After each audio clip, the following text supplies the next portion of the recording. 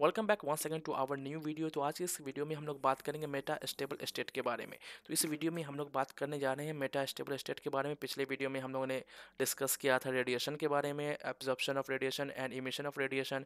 तो आज हम लोग बात करेंगे मेटा स्टेबल स्टेट के बारे में, जो कि मैं पिछले वीडियो में बताया था कि नेक्स्ट वीडियो में हम लोग इस पर डिस्कस करेंगे। तो ये क्या होता है ये जान लेते हैं। तो चलिए इसे स्टार्ट करते हैं। स्टेबल, जैसा कि इसके नाम ही से पता चल रहा है ये कोई स्टेट होने वाला है। तो ये कौन सा स्टेट होने वाला है वो हम लोग बात करते हैं। ये हम लोग का कौन सा स्टेट है? ये हम लोग का हाई एनर्जी लेवल, ये हम लोग का लो एनर्जी लेवल, ये है हम लोग का E2, ये है हम लोग का E1। अब क्या होगा, यहाँ पे हम लोग का इलेक्ट्रॉन जब ये इमिशन करता है तो ये है हायर एनर्जी लेवल, लेकिन ये जो इमिशन होता है ये अपने लोअर एनर्जी लेवल को मेंटेन रखने के लिए नीचे की तरफ आता है। तो यहाँ पे जो ये रहता है ये अप्रॉक्स कितने टाइम के लिए रहता है? तो यहाँ पे ये रहता है 10⁻⁸ यानी कोई भी इलेक्ट्रॉन यहाँ से एब्जॉर्प्शन करके यहाँ पे गया हाई एनर्जी लेवल पे, वहाँ पे वो मात्र 10⁻⁸ सेकेंड के लिए ही रहता है। उसके बाद वो कहाँ आ जाता है? वो आ जाता है धीरे से यहाँ पे। ये जो एनर्जी लेवल होता है इसे ही हम लोग कहते हैं मेटा स्टेबल स्टेट, इसे हम लोग कहते हैं मेटा स्टेबल स्टेट। और यहाँ पे इलेक्ट्रॉन हम लोग का कितना देर के लिए रहता है? यहाँ पे 10⁻⁵ सेकेंड के लिए रहता है, वो यहाँ पे भी रहता है। तो अब हम लोग क्या कहते हैं, इस स्टेट का क्या यूज़ है? इस स्टेट का ये यूज़ है कि जब इलेक्ट्रॉन यहाँ पे रहता है उसके बाद हम लोग यहाँ पे स्टिमुलेटेड इमिशन करें। स्टिमुलेटेड इमिशन इसलिए करें ताकि वहाँ पे हम लोग बहुत सारे रेडिएशन को, यानी कि बहुत सारे फोटॉन्स को पा सकें, जिसे हम लोग कंबाइन करके एज ए लेज़र यूज़ कर पाएँ। तो बेसिकली यही काम होता है यहाँ पे। तो जैसे ये इलेक्ट्रॉन यहाँ पे आता है, हम लोग बाय स्टिमुलेटेड इमिशन उसे यहाँ से फॉल बैक कराते हैं लोअर एनर्जी लेवल पे, ताकि ये बहुत सारे फोटॉन्स को रिलीज़ करे और यहाँ पे हम लोग को बहुत सारा फोटॉन्स मिले और वो सारे फोटॉन्स को हम लोग कंबाइन करके एज ए लेज़र आउटपुट ले सकें। तो इसी में हम लोग यहाँ पे ले सकें। और ये जो हम लोग का स्टेट हुआ जहाँ पे इलेक्ट्रॉन आता है हाई एनर्जी लेवल के बाद, उसे हम लोग कहते हैं मेटा स्टेबल स्टेट। तो ये बहुत ही छोटा सा बात था, छोटा सा कंसेप्ट था जो मैं आप लोग को इसमें बताया। तो चलिए अब इसमें हम लोग कुछ बातें लिखते हैं ताकि आप लोग इसे अच्छे से एग्ज़ाम में अपने लिख पाएँ।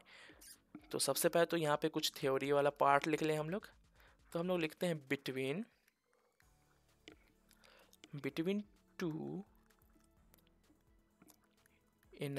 between two energy level, one more energy level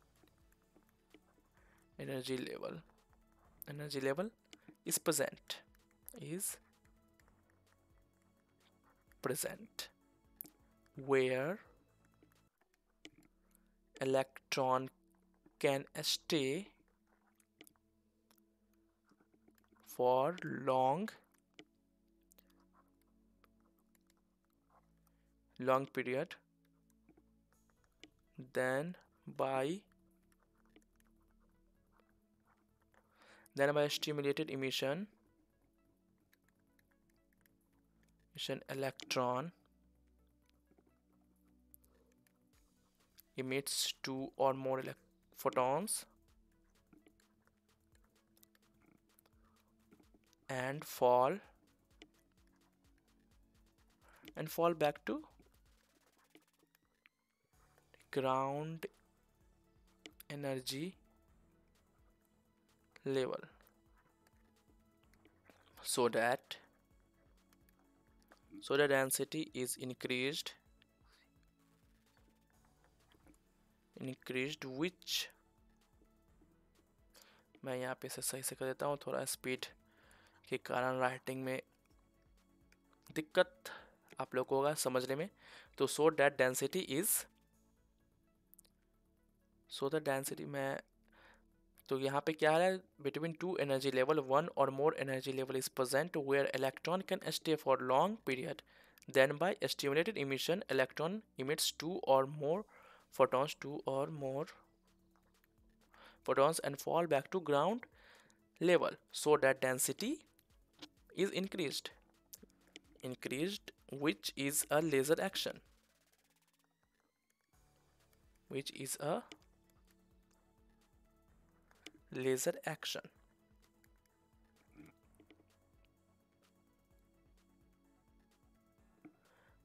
और यहाँ पे हम लोग लास्ट में ये भी कंक्लूड कर सकते हैं, level level where electron stay longer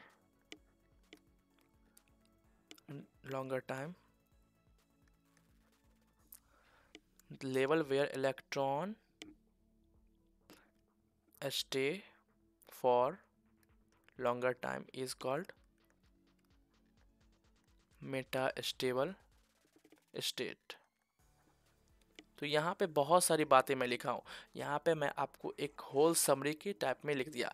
आप लोग क्या कर सकते हैं, इसे टुकड़े टुकड़े में तोड़ के अच्छे से एक्सप्लेन करके लिख सकते हैं। तो आप लोग पहले तो ये लिखिएगा, बिटवीन टू और more energy level one more energy level is present where electron can stay for a longer period of time then the higher energy level, in the higher energy level electron stay only for the 10 to the power minus 8 second, and that level where electron stay for 10 to the power 5 second, and that energy level is known as metastable state. तो वो आप लिख दीजिएगा। अब वहाँ पे हम लोग एक और पॉइंट ऐड कर देंगे, on that level we use stimulated emission on the electron to get 2 or more photons to fall back to the ground level, by which we can get increase in density, and that density is used in the laser action। तो यहाँ पे हम लोग बात करिए laser action के बारे में भी, जो कि आप लोग को लेज़र में पढ़ना ही होगा अगर आप लोग के सिलेबस में हुआ तो यहाँ पे लेज़र एक्शन का भी बात करें। यहाँ पे हो क्या रहा है मैं आप लोग को अब डायग्राम के थ्रू समझाता हूँ। मैं पहले ही समझा चुका हूँ, तो यहीं पे मैं कुछ बताता हूँ।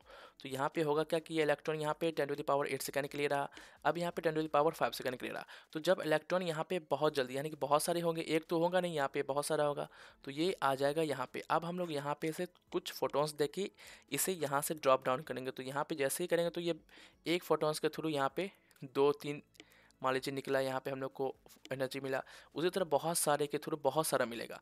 तो सारे को हम लोग क्या करेंगे, कंबाइन करेंगे। कंबाइन करने के बाद जो हम लोग को यहाँ पे जो मिलेगा उससे हम लोग लेज़र बना पाएंगे, तो उसे हम लोग लेज़र एक्शन कहेंगे। तो ये सारा मैं समरी आप यहाँ पे मैंने आप लोग को लिख दिया। तो आप लोग अब क्या करेंगे, इसे आप अपने अकॉर्डिंग इसे समझेंगे और अच्छे तरीके से एक्सप्लेन करके एग्जाम में लिख देंगे। तो ये सारी बातें आप लोग को लिखना होगा। ये बहुत ही शॉर्ट सा वीडियो मैं बनाना चाह रहा था, तो मैं बना दिया ताकि आप लोग को समझ में आ जाए कि ये मेटास्टेबल स्टेट होता क्या है। इसे हम लोग लेज़र में यूज़ करते हैं। बेसिकली मैं इस सीरीज़ में लेज़र को नहीं कवर कर रहा हूँ, लेकिन कुछ कुछ बातें मैं लेज़र से ही रिलेटेड बताया हूँ, ताकि अगर हो आप लोग के सिलेबस में तो आप लोग को यूज़फुल रही है वीडियो। तो आई होप आपको ये वीडियो पसंद आया होगा। पसंद आया हो तो इस वीडियो को लाइक कर दे। Thanks for watching this video.